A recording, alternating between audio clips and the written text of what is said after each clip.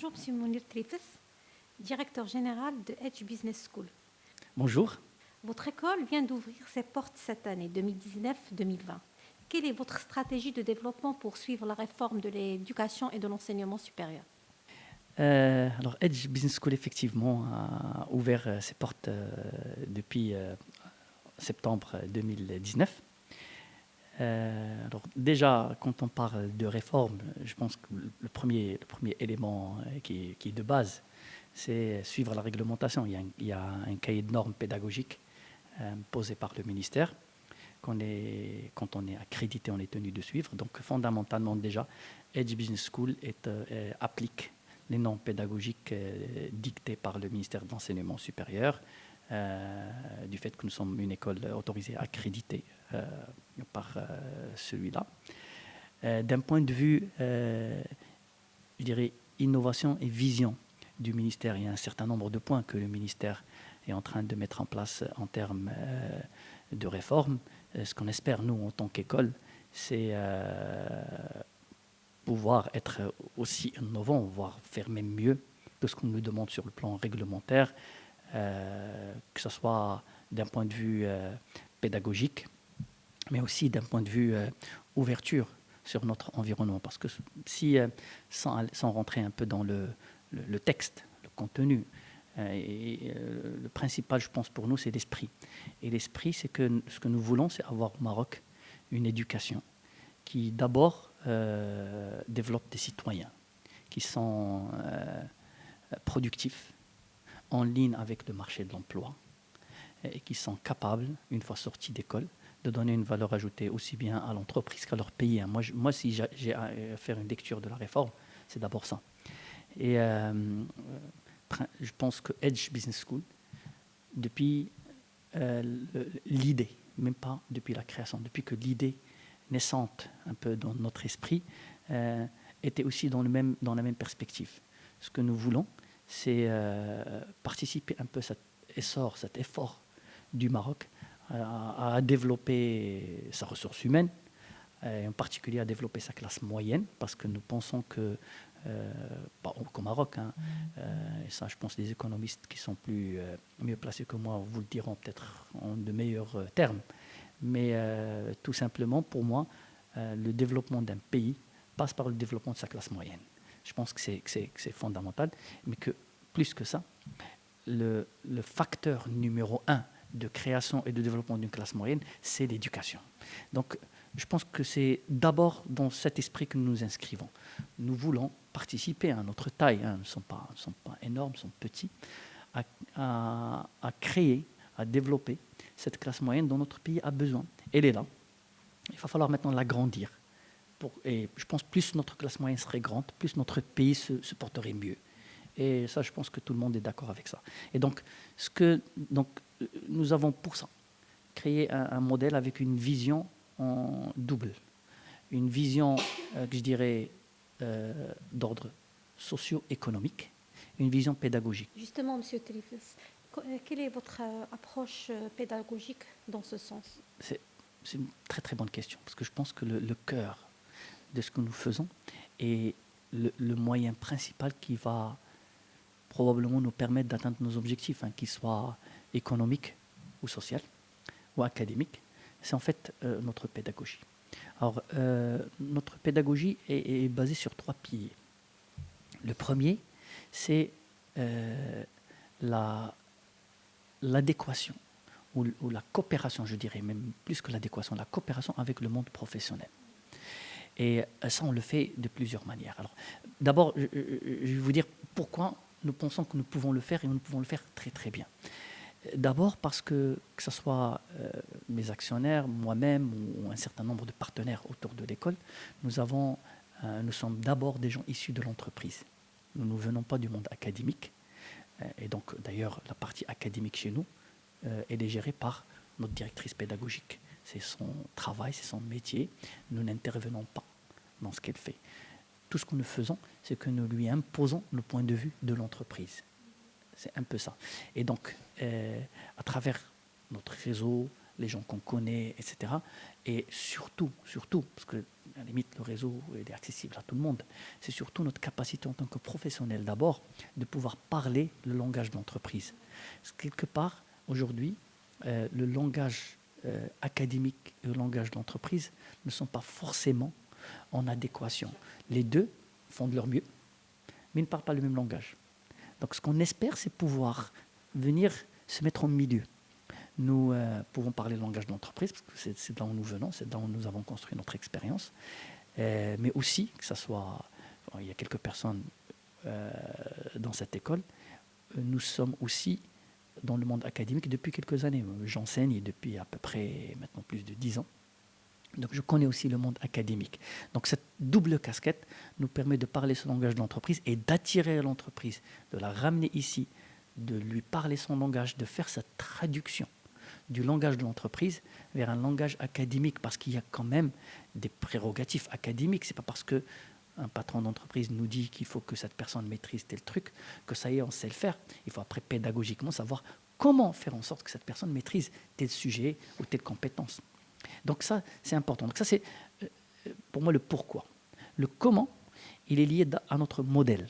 Alors, dans nos étudiants, d'abord, en 3 rendez-vous d'entreprise chaque année.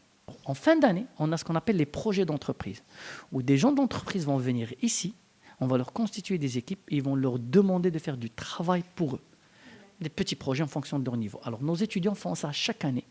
Si on totalise le volume de temps qu'ils dépensent dans ces activités-là sur 3 ans de licence, par exemple, ça fait 9 mois. Donc, mon étudiant, en 3 ans, il fait 9 mois d'activité entreprise. En plus, ils auront à peu près entre 30 et 40% d'heures d'enseignement fait par des cadres d'entreprise et pas des académiciens. Le reste est fait par des académiciens, bien sûr.